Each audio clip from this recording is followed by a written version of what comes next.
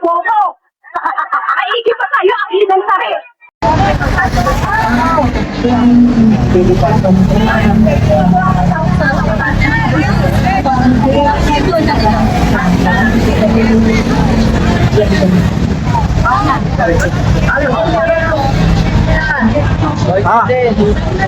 Ang legendary ng loyalist. Wow, si madam nandito.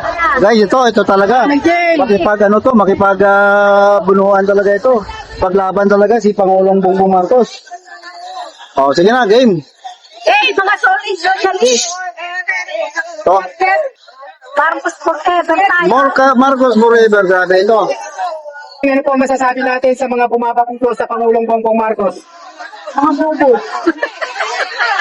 Pero masasabi ko, mga mamang, mga bobo.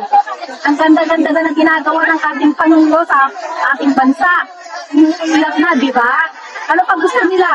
Magaya nung nakaraang 30 years? Eh ngayon masalat na tayo. Gising-gising mga kababayan, mga bobo. And, Mami Jeng, ang sinasabi kasi ng karamihan, alam ko naririnig mo rin ito, na ang mastermind daw ay si PBBM sa flood control. Ano masasabi mo? Ay, ma'am.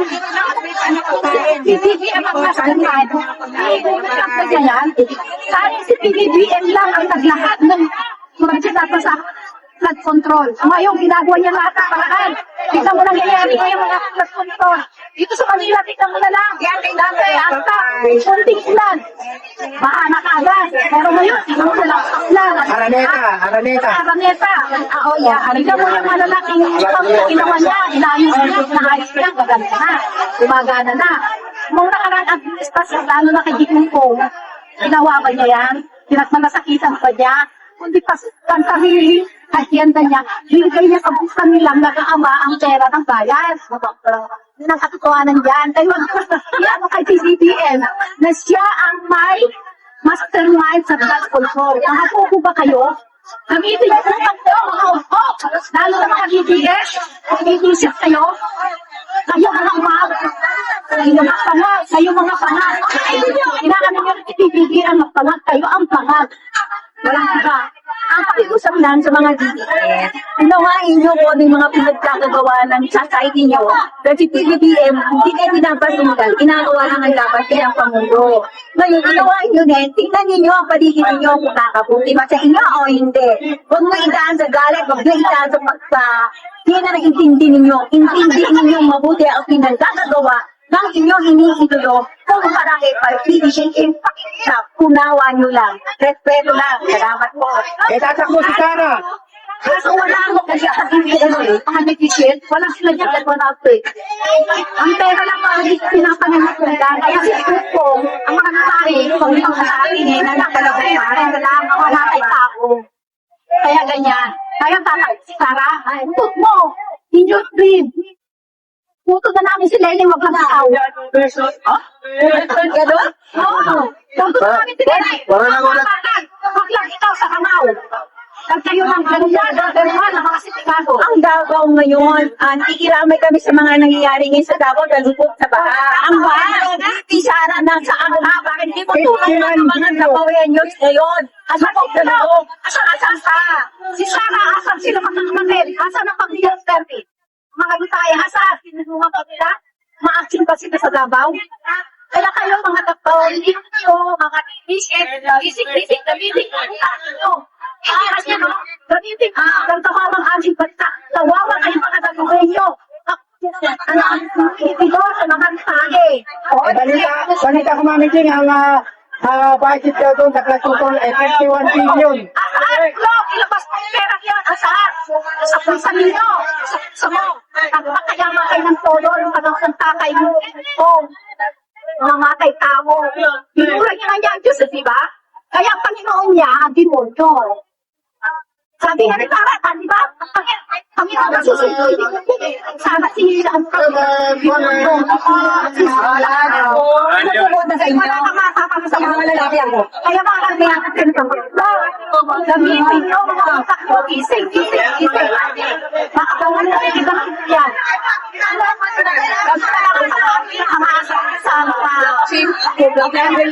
Kami mga dinamista. Hey, bawal dito ito! Pero nakita namin na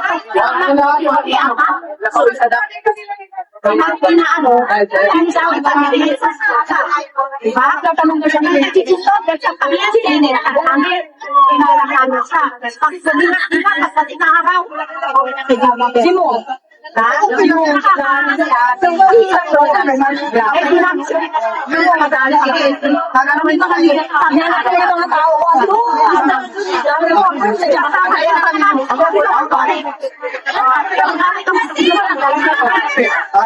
Ay mga details, higilan natin para sa ating bayan. Para sa inyo mga ako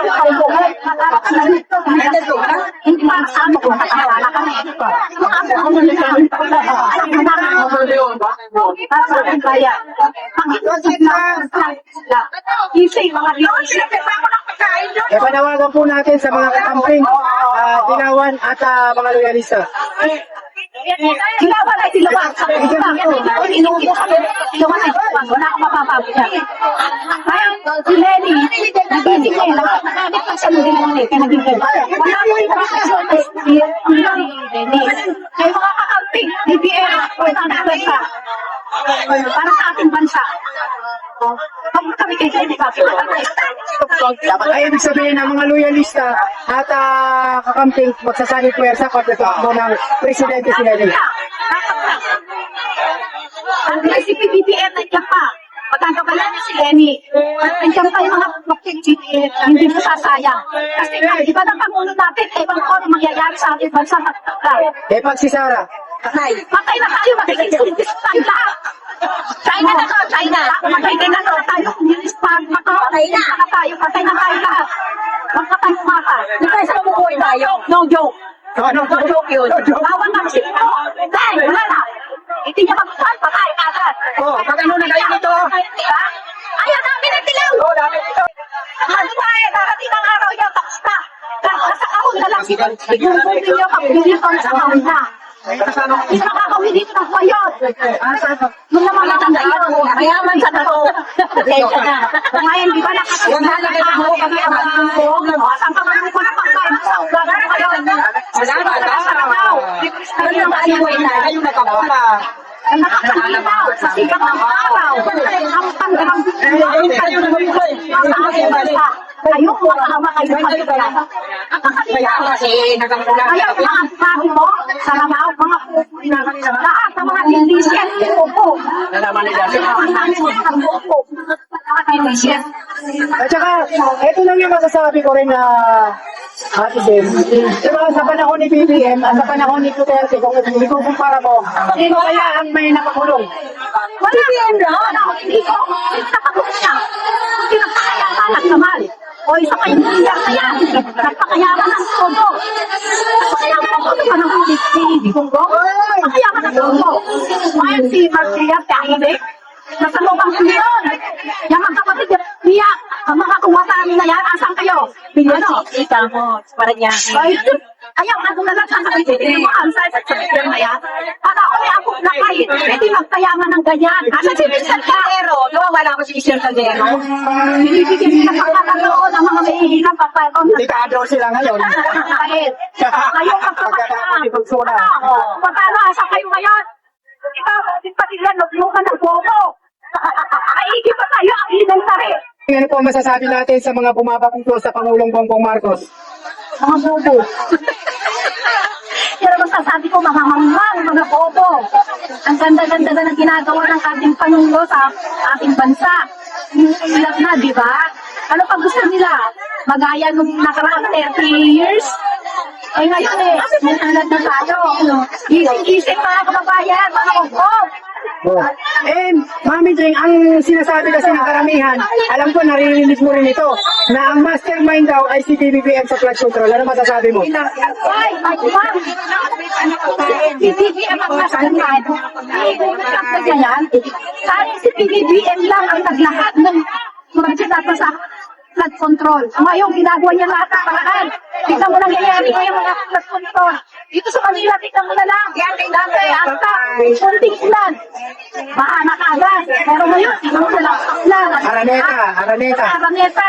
Oo, yeah. Tignan mo yung malalaking ginawa niya. Inayos niya, inaayos niya, gaganda na. Gumagana na. Nung nakaraan administrasyon, lalo na kay Gikungkong, ginawa ba niya yan? Pinagmalasakitan pa niya? Kundi ang sarili, hasyenda niya, binigay niya sa buksan nilang nag-aama ang pera ng bayan. Yun ang katotohanan yan. Kaya ano kay CCTN, na siya ang may mastermind sa blood control. Nakapupo ba kayo? Gamitin niyo po mga utok, lalo na mga DPS, mag-iisip kayo. Kayo mga mga pangag. Inaano nyo rin itibigil ang magpangag, kayo ang pangag. Walang iba. Ang pakiusap lang sa mga DDS, unawain nyo kung ano yung mga pinagkakagawa ng society nyo. Kasi PBBM, hindi kayo pinapasundan, ginagawa lang ang dapat kayang Pangulo. Ngayon, unawain nyo din, tingnan ninyo ang paligid ninyo kung kakabuti ba sa inyo o hindi. Huwag mo idaan sa galit,